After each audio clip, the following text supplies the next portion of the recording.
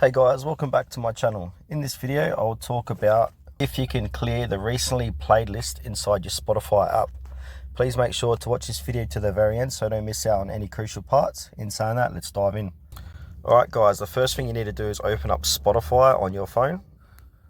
And then make sure you're on the home tab here. And as you can see, go down and look at your recently played songs. So scroll left to right here. There's no direct way to remove these recently played songs from this list here, but there's a workaround. So what you need to do is just watch or listen to, random songs, and the more songs you play, these songs here that are recently played will get pushed down the pecking order. So if you play another 10 songs, this song here from LG or this playlist will get pushed down 10 slots and so forth. So yeah, that's the only current way to clear your recently played list inside your Spotify app. Alright guys, that's that for this video. Thanks for watching this. If this video helped you, please consider to like this video and subscribe to my channel.